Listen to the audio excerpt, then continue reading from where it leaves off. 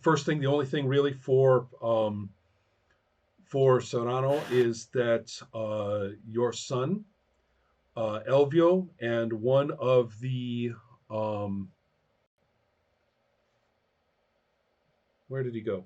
Right, a boy about his age. Now he's not really a boy anymore. He's in his mid-teens, and so uh, he, as you might imagine, has been a little bit of a handful. And but he gets along really, really well with one of the boys his own age in the Ayalas, whose name is Ruben. So the in the fullness of time, you'll be informed that Ruben and Elvio have been gone for a little while, and they're starting to get a little worried. I mean, they usually will. They they uh, it's not too terrible for them to ride out for a few nights and stay with friends somewhere else. And there's a network of families by which they can by which this is uh, reasonably okay. But with the times the way they are, with them missing, that's a little bit of an issue. So they're asking if well, we might as well say it's Mateo again. And Mateo says, "Look, we should go riding out and looking for Ruben, and if you if we're looking for Elvio too, it might be good to have his father along if we have to do any negotiating. He's kind of hinting, if there's some reason why we have to pay to get them back, or if we have to, that it would be a really good idea. He says, you could borrow, uh, a cassock in case you want to give the right impression, depending on the situation. We can bring it along. Um, I'm getting kind of a better idea. Mateo is a flexible thinker. yeah. um, absolutely not. I, I could never. That would be. That's blasphemous, Mateo, to suggest that. Oh, I guess he kind of says, oh. Um, so he then also he appeals to the Lord again. And said, okay, uh, you know, ojalá que ayude ese hombre. So, you know, I hope something helps this man. you know, Interestingly enough, I'm going to show off the Mexican phrase ojalá que, or it's actually Spanish. It comes from Spain, which is kind of I hope or let it be or I hope that this happens. Ojalá que this, ojalá que that, actually comes from Arabic and is an appeal to Allah. That makes sense. Yeah. Spanish history. But it's not. But it's just ordinary. It's just ordinary Spanish language. Yeah. Right. Yeah. So. Yeah, you find those little Easter eggs of Arabic and Spanish sometimes. Yeah. So I'm just Serrano's like the boys need to learn how to be responsible for themselves. But I suppose I'll come and help you, but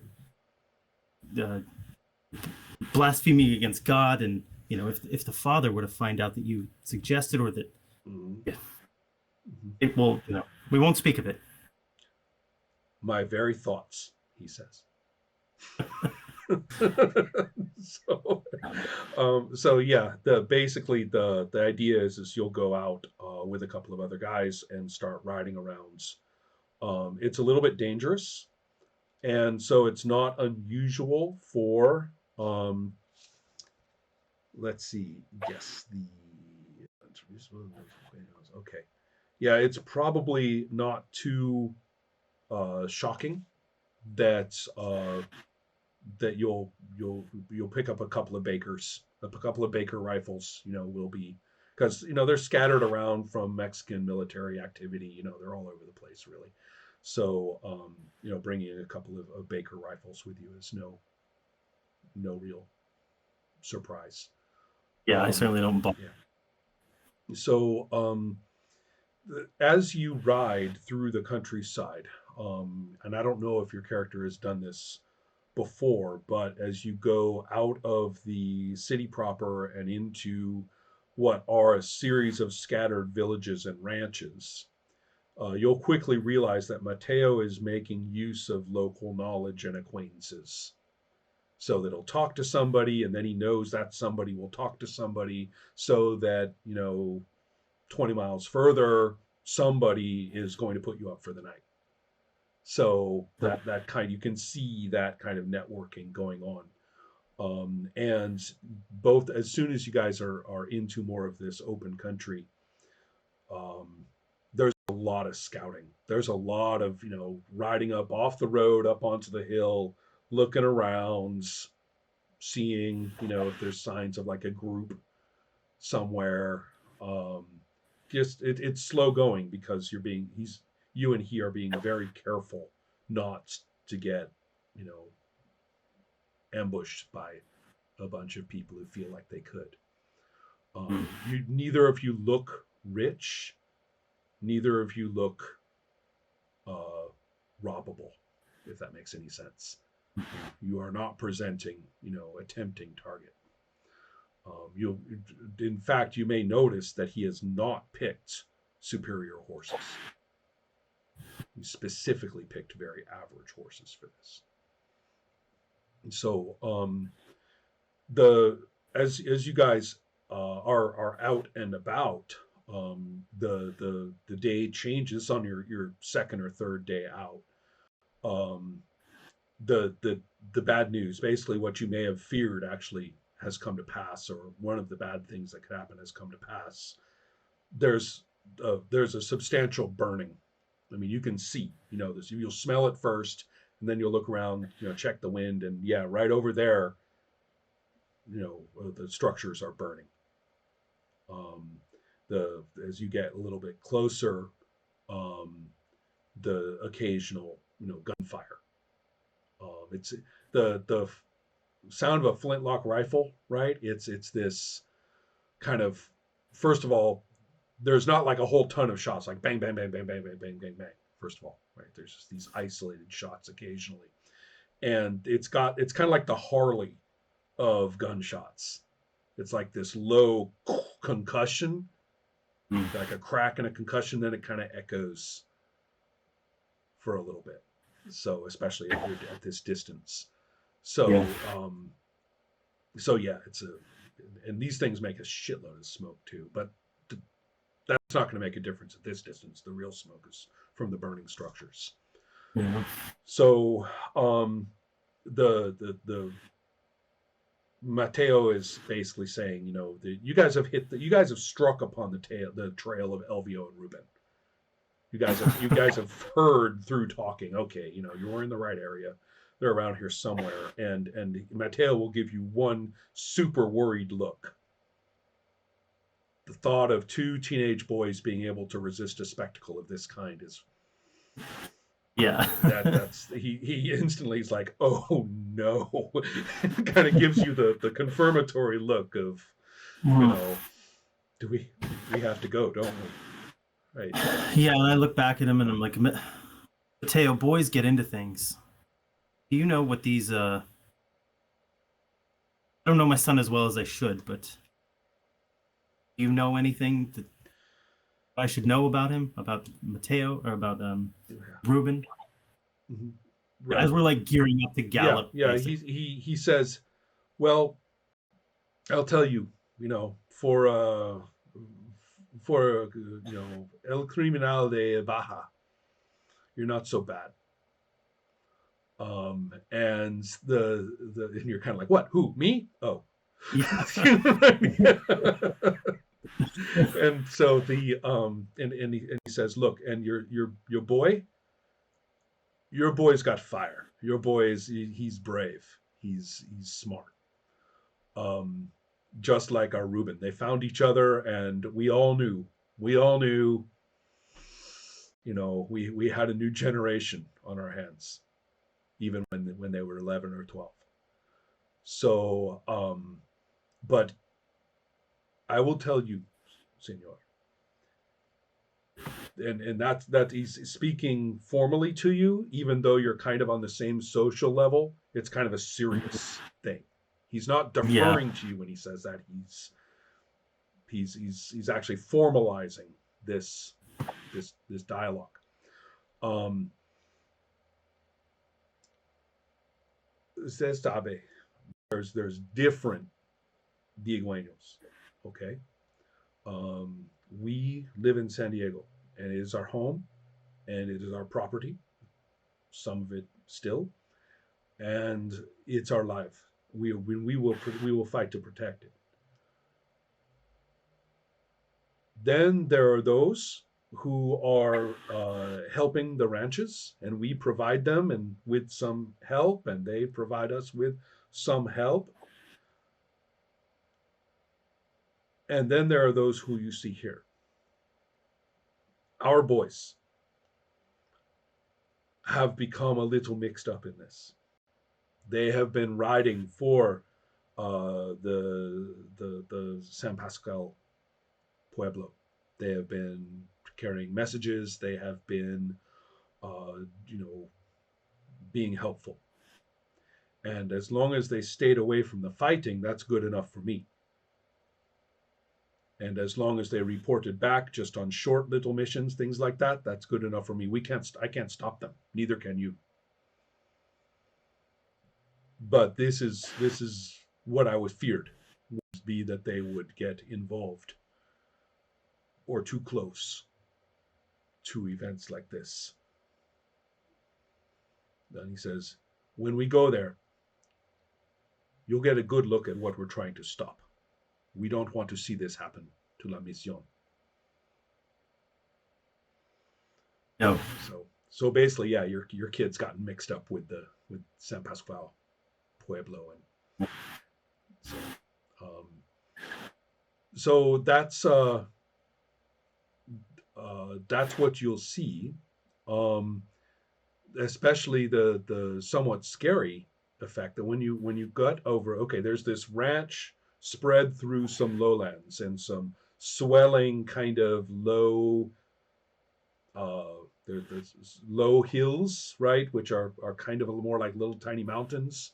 They're covered with this yellow grass, and then there are these scrubby oak trees and little forests and things. So this is mostly grazing land.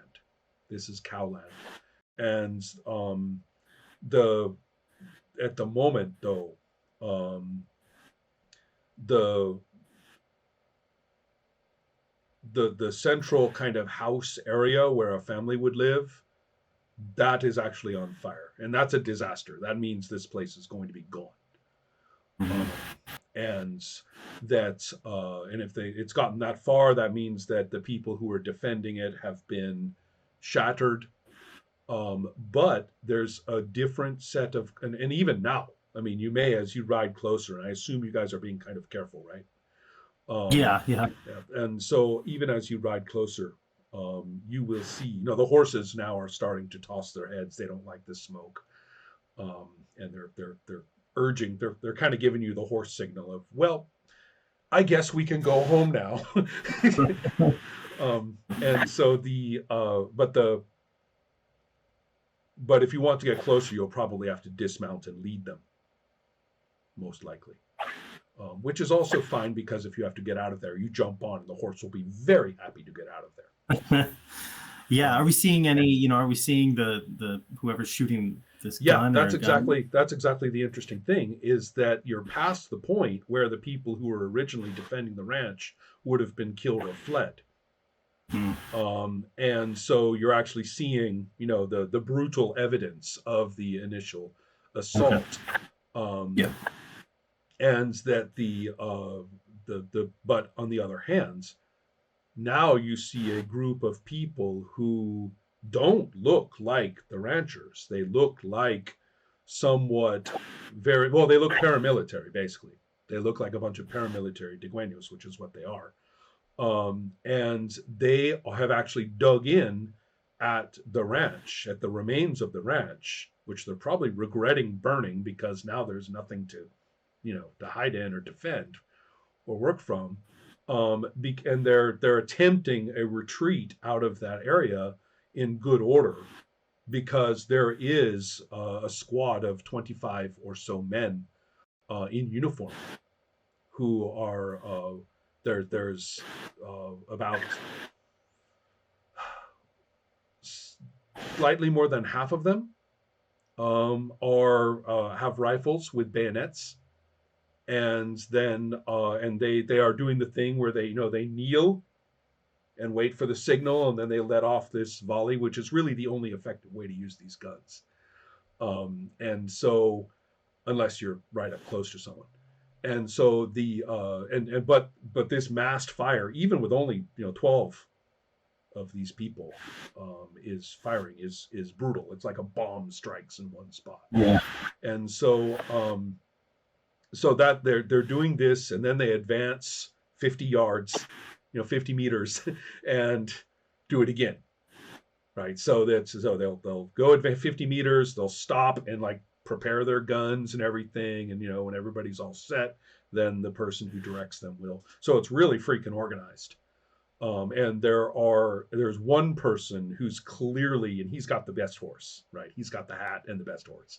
So there's one person with them who's clearly sort of managing this. At this point, you realize that they also have two scouts out on horses who are continually circling the larger area, and that they report back to him routinely. So you can see one of the scouts ride up and give a report. So you know what you're looking at. These are Mexican soldiers, and they've been through a lot. These guys have fought Apaches. They've they know exactly what they're doing, as you can see. The diegueños at the ranch right now, they're low on ammunition, right? They used it up their they used up their stuff, and they fired the ranch, and were planning on having a bunch of their friends come and kind of gather up the valuables and stuff like that. And now they're not necessarily pinned down, but they're trying to get out of there. Yeah, plan is not gone according to plan. Right. And at this point is when you can see that there's a number of people who aren't combatants or obvious combatants who are scrambling around. They may be survivors of the assault on the ranch who had given up, or they may have been helpers of the diegueños. It's impossible to tell the difference.